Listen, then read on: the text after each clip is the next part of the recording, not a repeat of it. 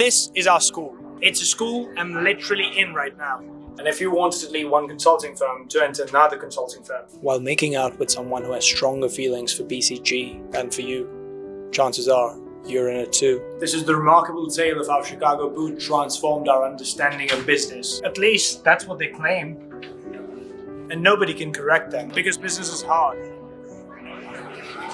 It involves hard work, patience, timing, and a sizable loan from your parents. Luckily, Booth provides students with tools to survive in the business world. Tools that are complicated, such as EBITDA, TNDC, or French farmer models. A technique designed by French farmers to sell their milk, but still be snobby about it.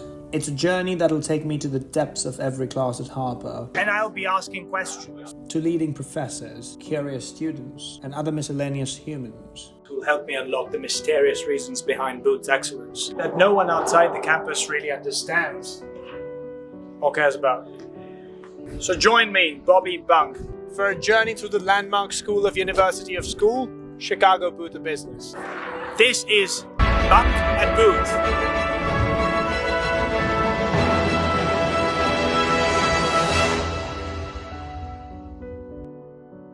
10 downtrodden, underpaid nobles came together to create a sanctuary for 20-somethings who need to be told they're special.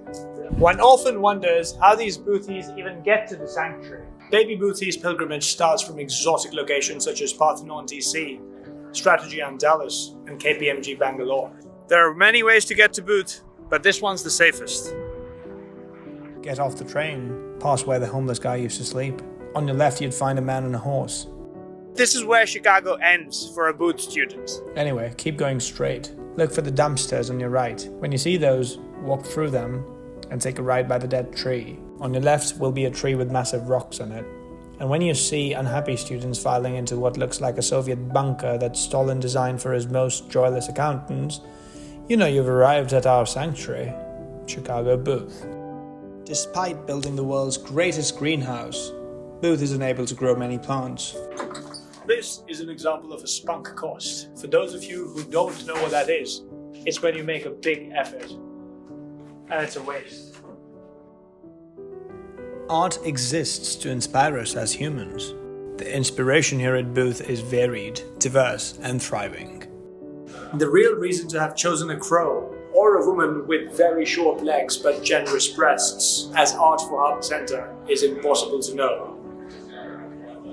There is one piece of art that symbolizes existentialism and brings out a central question, and that is, why are you here and not somewhere else? Somewhere else, such as an actual art gallery. A woman having a meltdown while birthing a pod. A primitive OnlyFans creator. Someone patting themselves on their back for making it to the Dean's List, even though Booth practices great non-disclosure.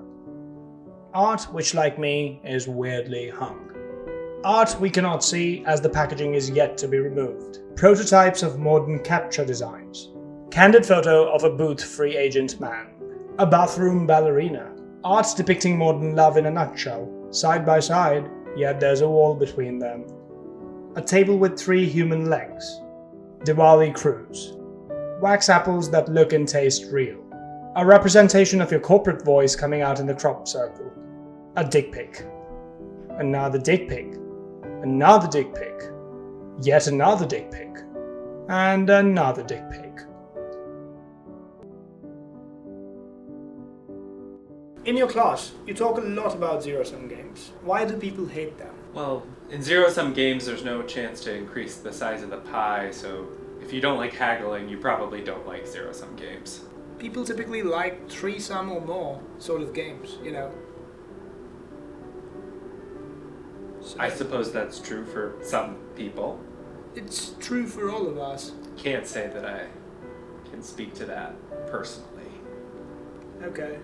Have to speak to someone at the medical department or the psychology department, or economists are not the right people to ask that question to. So you say to your students, keep your cards close to your chest. Is that correct?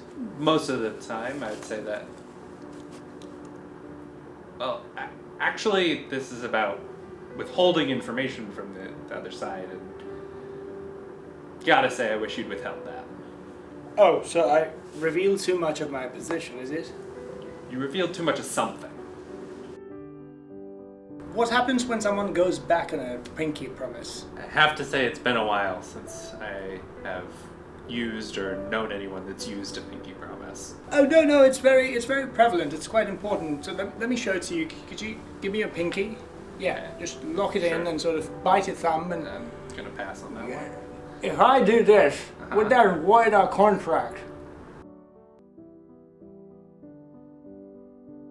During the Great Depression, was everyone really sad because they couldn't afford antidepressants? The Great Depression was about an economic downturn, not depression.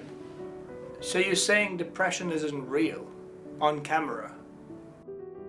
How naughty would you say an economist is?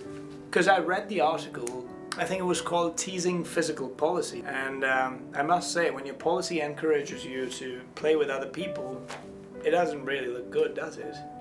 That article was titled Easing Fiscal Policy, and I think the question that it raises that you may want to ask is... But you agree there are some really naughty economists out there?